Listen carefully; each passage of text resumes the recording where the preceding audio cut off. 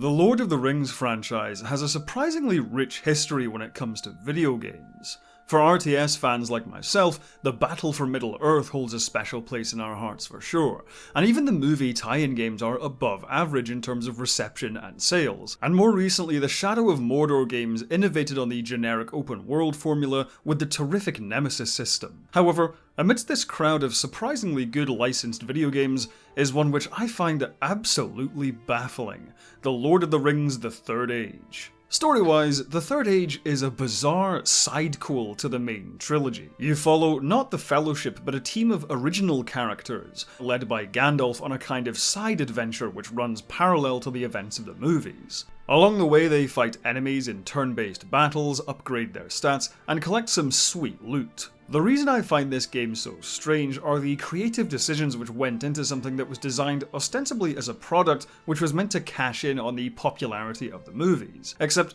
that you don't play as any of the characters fans would want to play as.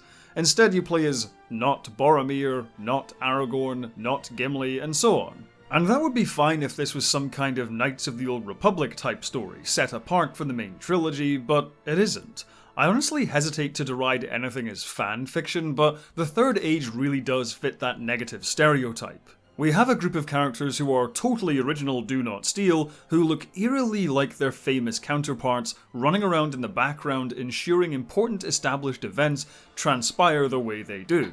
For the duration of Fellowship of the Ring, the party are always a few hours or even minutes behind the Fellowship, entering Rivendell, Mirkwood, the Mines of Moria, all building up to the ultimate boss battle where you help Gandalf fight the fucking Balrog, and then abruptly skip to the events of the Two Towers and help to gather Eomer's forces for his triumphant arrival at the Battle of Helm's Deep. And when it comes to the events of the Return of the King, things get even more insane. They fight Gothmog, the Witch King, 3 separate times, and finally the party goes toe-to-toe with the Eye of Sauron itself. It's a plot and story which leaves you scratching your head by the end. A sequence of events which requires you having seen an entirely separate work in an entirely different art form to fully understand it. It isn't able to stand on its own. The motivations of the characters and their larger goals are almost fully dependent on circumstances and outcomes which occur off-screen somewhere else. There are attempts at giving Berethor and the others arcs of their own, but it's incredibly thin stuff. So with such a contrived plot so awkwardly crowbarred into the events of the movies and such absurd boss battles, you may think The Third Age would be a total disaster of a gaming experience, which is why what's most perplexing about this game is that it's actually kind of good. Now, it's certainly not kind of good from a storytelling perspective. The characters are thin, the plot has gaping holes in it, and the story barely exists, but where The Third Age does succeed is in its gameplay.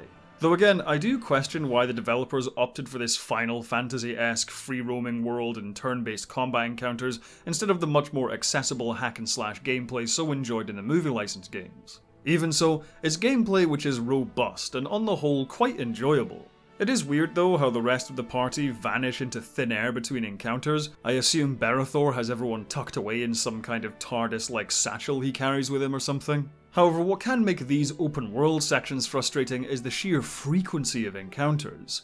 Sometimes Berethor can't even go a few meters without running into a pack of orcs or goblins. And having to repeatedly fend off low-level enemies once you've far surpassed them can feel like busy work. But the actual turn-based combat itself is pretty good. You have your standard set of normal attacks and special/magic attacks which require action points.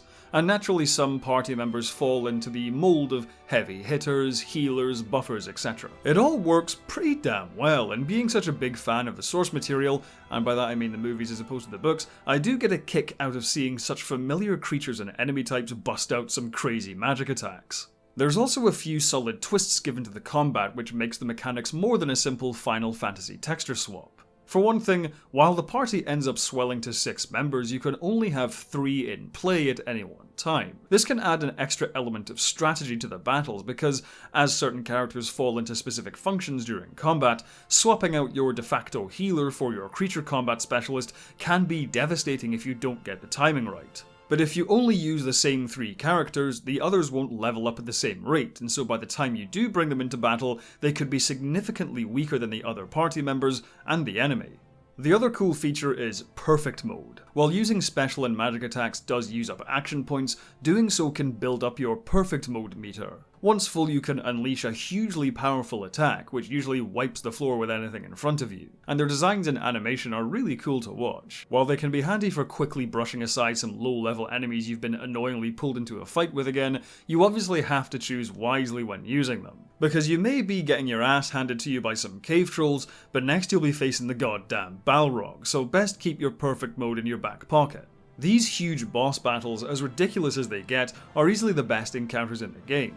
The low-level enemies can be a slog to get through, but battling the Balrog, Witch King, and Giant Flaming Eye is some real edge-of-your-seat stuff. Plus, it's cool to have Gandalf alongside throwing out some lightning bolts.